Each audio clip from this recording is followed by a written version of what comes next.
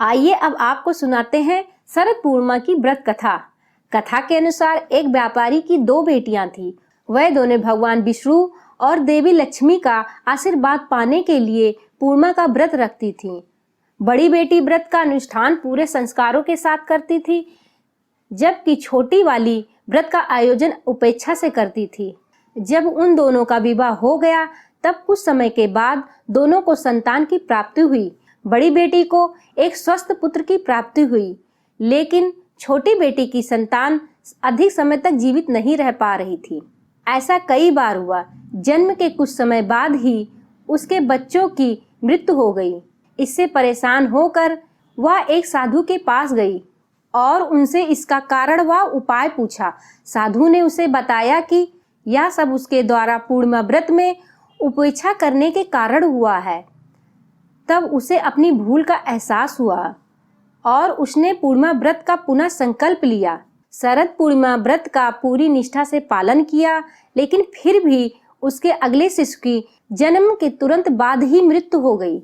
उसे पता था कि उसकी बड़ी बहन को चंद्रदेव का आशीर्वाद प्राप्त है और वही अब उसके बच्चे को पुनः जीवित कर सकती है। उसने अपने पुत्र का शव पलंग पर कपड़ों के बीच रखकर छिपा दिया। जब उसकी बड़ी बहन आई तो उसने बहन को उसी बिस्तर पर बिठा दिया। बहन के वस्त्र मृत शिशु के वस्त्रों को छू रहे थे। इससे उस छोटे बच्चे का जीवन वापस लौट आया और वह रोने लगा। बड़ी बहन के पूछने पर उसने सारा वृत्तांत कह सुनाया और यह भी बताया कि उस पर चंद्रदेव की इतनी कृपा है कि उसके स्पर्श से ही वह बालक पुनः जीवित हो गया। फिर उसने प्रत्येक पूर्णिमा का व्रत रखना आरंभ कर दिया। जैसे जैसे उसने पूर्ण भक्ति से व्रत रखा, वैसे वैसे वह पवित्र होती गई। तभी से यह पूर्णिमा का व्रत भक्तों में प्रसिद्ध हो गया और लोग चंद्रदेव और माता लक्ष्मी का आशीर्वाद प्राप्त करने के उद्देश्य से यह व्रत करते हैं। ज्योतिष के अनुसार भी छोटे बच्चों की जीवन रक्षा के लिए चंद्रदेव का ही सहारा लिया जाता है।